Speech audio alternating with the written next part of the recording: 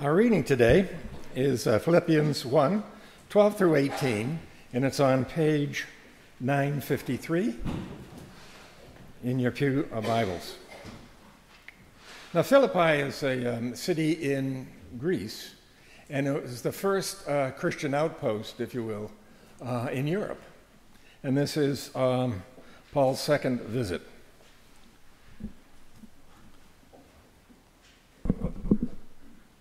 To which, all together, I want you to know, beloved, we can all do this together. Unison? Okay, great. I want you to know, beloved, that what has happened to me has actually helped to spread the gospel, so that it was known throughout the whole imperial guard and to everyone else in prison is for Christ. And most of all, to the brothers and sisters, and been confident in the Lord in my prison. Dare to speak the word with greater boldness and without fear. Some proclaim Christ from envy only, but others for goodwill. These claim Christ from love, knowing that the defense of the gospel. The other proclaim Christ out of selfish ambition, not sincerely, but intending to increase my suffering in prison. What does it matter just this, that Christ is proclaimed in every way, whether out of false motives or true, and in that I rejoice. Yes, and I will continue to rejoice. May God lend this reading to our understanding.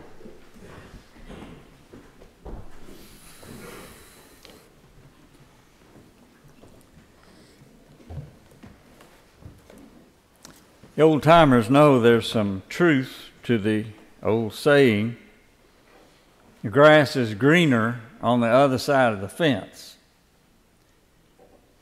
Of course, the problem with absolute statements is they're not all that absolute, because it depends on what's on the other side of the fence, and it depends on how green the grass is. You've seen those videos of our neighbors to the south crossing the border because they believe the grass is greener in Texas. So they want out of their country and into ours. People everywhere are in situations they want out of. Some want out of their jobs. They feel trapped in their work. They can't quit, hemmed in by debts, counting the days till retirement. Others want out of their commitments. Marriage isn't what they thought it would be, nor is having kids. So they undo their promises or unhave their kids. Some say that Walmart has a return bin for husbands. But we know it's cheaper to keep her. And consequently, half of those who had all those elaborate wedding ceremonies have headed for the exit. The most plausible of those heading for the exit are from the U.S. Congress, and I can understand that. The saddest of those wanting out are those who have to be a nursemaid to somebody they love.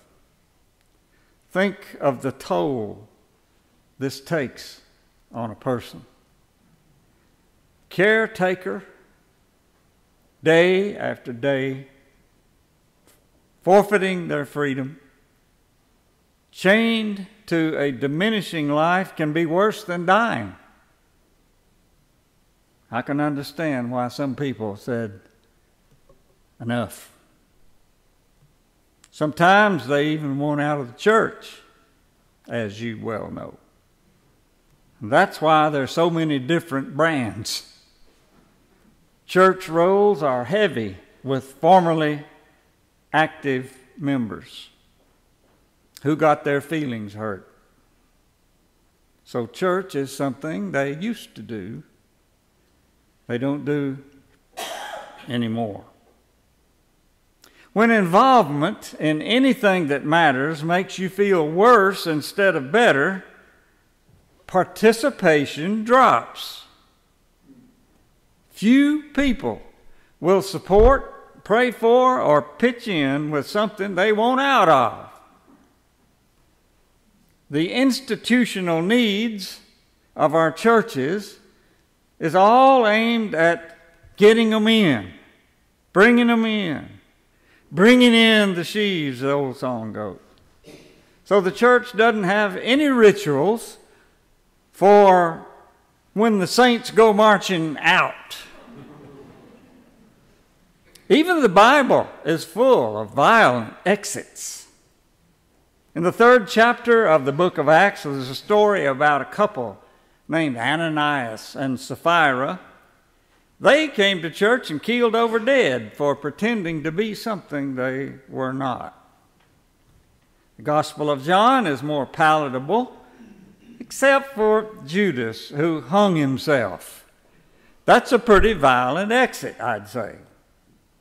And then there's that old epistle to the Hebrews that few people read. It was written for Jewish Christians who made no bones that they were quitting on Christianity. They tried it and didn't like it. They wanted out. And the author is sternly telling her audience, there's no second chance for those who quit on Jesus. Pretty stern stuff. Once you've tasted the heavenly gift, she says, and turned your back on Jesus, there's no going back. They didn't mess around back then. That's it. If you change your mind about being a part of the early church and quit on it, then it's yakety yak, don't come back. As time went on, the church fathers felt that's a little too severe. So they felt the need to soften it somewhat. And there was an apocryphal book written called The Shepherd of Hermas, which softened the Hebrew tract somewhat. The shepherd allowed is how, well, you can leave and come back once. But after that, none. They had no liturgies for leaving the church. Just if you do leave, don't bother coming back. In modern times, churches have come up with the genius of a 3-year rotation system for the laity as a way to get them off committees. But there's no 3-year rotation for preachers. They just give us the old boot. When I was ordained, one of my heroes was on the council, and I had a question for him. I said, I was already asking this question, just starting out. How do you know when it's time to leave? And he looked at me with a twinkle in his eye, and he said, if you feel a kick and have a place to land, it's time to go. I found that to be true. And that's why all preachers are interims. We're not permanent. We're all interim. Some just last longer than others. I have some preacher friends that use humor to hide their pain. One day I'll be out of this Baptist church and then I can be a Christian. Everywhere you look, somebody is wanting out of something. And the church is not exempt from that. And that's why St. Paul's letter to his favorite church in Philippi is astounding. So amazing to me, because if anybody had reason to leave, it's the Apostle Paul. But there's no indication that he ever tried to vacate the premises. From the 1st chapter of Philippians, he goes like this, paraphrased. Friends, I don't want y'all to shed any tears over me. I appreciate the nice things you've done. The blankets are warm and the brownies are tasty, but I'm not in this because I want some gain. My commitment is to Christ. He continues, every preacher has opponents. They heard that I was in trouble, my opponents, and they accelerated their activity against me. But I want you to know that even in the rivalry, they're preaching Christ, and that makes me glad. I appreciate your prayers, and I'll be coming to you soon. If I had my way, I'd rather go and be with Christ. This is far better. But there's still work to be done, and I want to keep hearing the good things about you. Encourage each other. I count it a blessing to suffer for Christ. Where are you going to hear anything like that today? What a warrior was the Apostle Paul. He never whined through all of this stuff he went through. He never reached for the doorknob to get out of the place. There's no banging on the bars with his tin cup. Have you ever seen anybody in jail who didn't want out? And Paul says, I don't. The Native American freedom fighter, Geronimo, did. He was captured by the U.S. Cavalry and served time in jail at Fort Sill, Oklahoma. And there's something wild and free has been caged up. And he wanted out. Man, did Geronimo want out. At night, he would howl to his brother the coyote and spook the guards, and they'd shoot at the moon. And now tourists come to Lawton with their digitals to snap pictures of his jail cell. Tradition says that the Apache wanted out so badly that he bent the bars like a pear. Now that's a prisoner I can understand. Why didn't Paul bend the bars? Oodles of preachers have been trapped like that, and they got out. A long time ago, we all sang, "Are ye able," said the Master, "to be what? Crucified with me." And we all said, "Yes, we are able." And Jesus asked James and John, "Can you drink from the cup? Can you drink from the cup that I have had to drink?" Of course we can. Of course we can drink from the cup. I mean, you go down the aisle and you find a little bitty blue card and mark that spot where it says full-time Christian service. Think of what it is like to be a preacher. The dream some of us had about saving the world. I remember the first time I saw the inside of a pulpit. The students led in worship on the Sunday after Christmas because it doesn't matter. Nobody comes that day, so they do it then. They save the last Sunday of the year for the kids. We were all lined up on the platform, and I got to sit behind the pulpit where I'd never been before.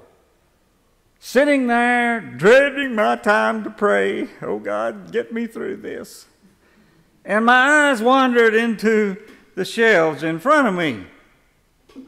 To that point, I had the view from the pew, your all's view. But what I saw on the inside was one of those old hand fans from the local funeral home, a broken angel's wing from last year's Christmas pageant, an old bulletin, a Sunday school literature from back in the 50s, and a glass of water with scum on it. That's the way it is on the inside. This one, come and take a look. Here's a burnt match, a paper clip, and a pencil, and a dead fly.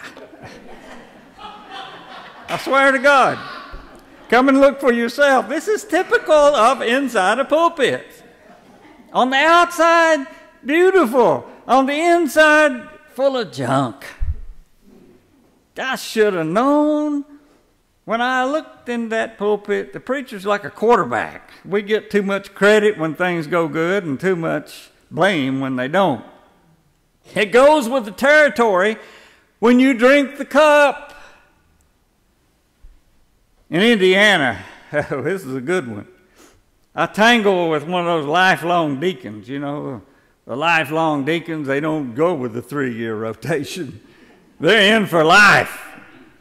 And this one's a bear. He's embedded into the church and was threatened by some of the changes this young whippersnapper preacher was making, just enrolled in seminary.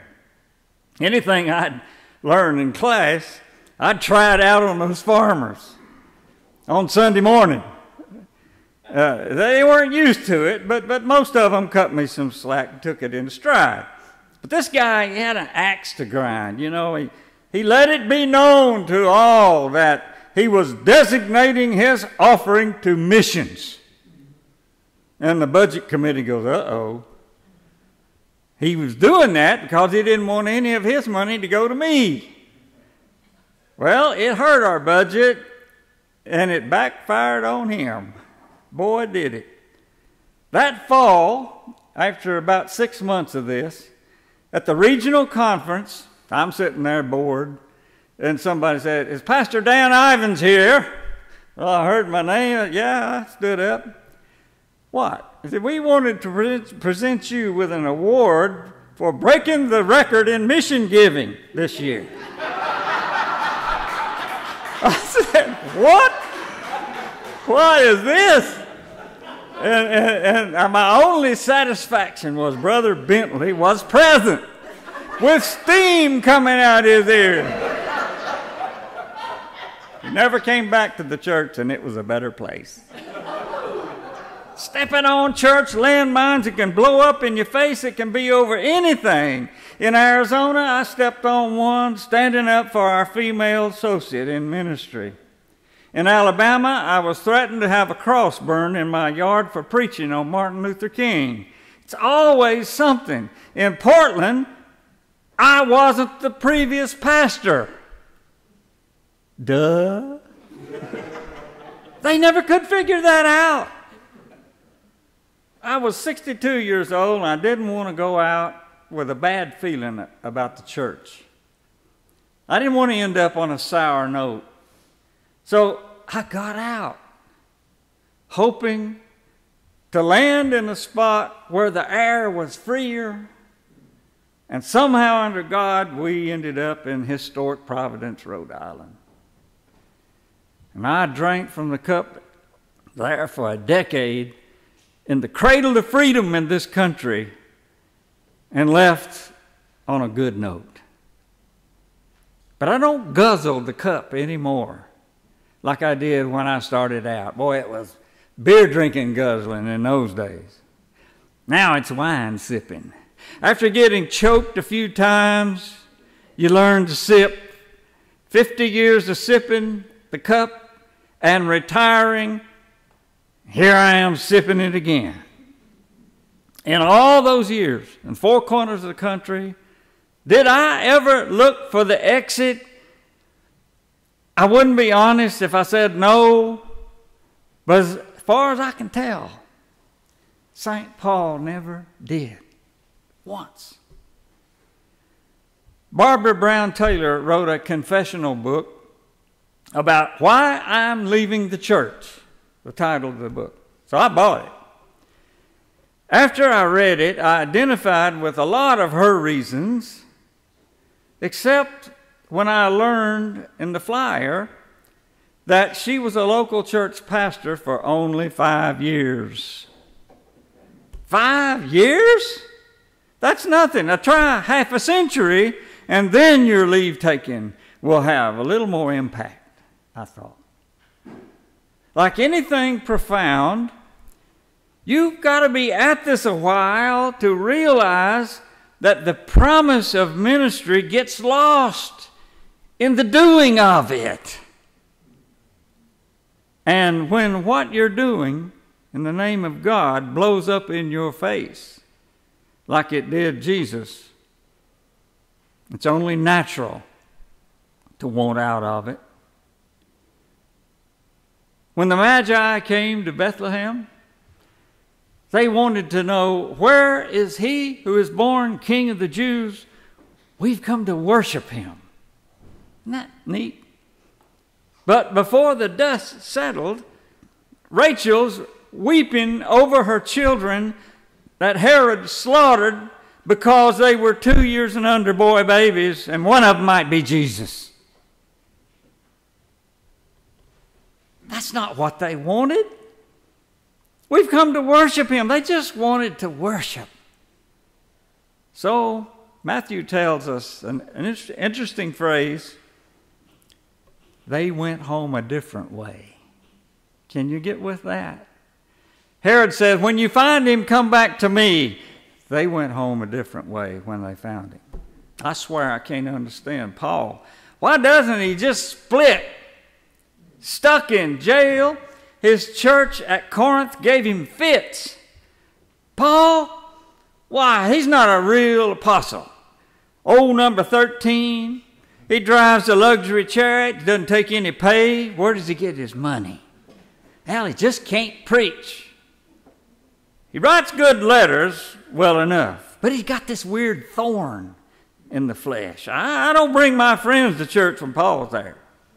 But when Apollos comes, man, that's when I bring the neighbors. Why didn't Paul just run for the exit? But tossing in the towel never crossed his mind. He said, I've been called to preach the gospel of Jesus Christ. Now, it's very frustrating, and you stumble sometimes. But if you're asking me to change all these church conflicts and going to jail and stuff for the life of some folks I see who get up in the morning and ask themselves 3 questions: what shall we eat? What shall we drink? And wherewithal shall we be clothed? Paul said, I'm a preacher of the gospel, and all that comes with it. Like anything, it's blessings and junk. In one day, I have gotten an unsigned letter of criticism over something petty and an unsigned gift of cash for the poor in the same mail. Blessings and junk. Get out? Nah, I'm with old Paul. I thank God for a calling that's more or overarching than how I feel about it on any given day. Let me repeat that. I thank God for a calling that's more overarching than how I feel about it any given day. But St. Paul, he's unusual, man. Wait for it. You got to wait for this one. Paul believed that Christians ought to be like Jesus. Isn't that a novel idea? He believed that Christians ought to be like Jesus. Now, you won't in all your lifetime meet anybody who is more like Jesus than he is, and wants to follow Jesus to the degree that he did. But I just wanted to bring it up this morning for y'all who showed up to worship. You know, just in case, because every now and then somebody comes along who wants to follow Jesus like Paul did. And I just had a hunch it might be one of you.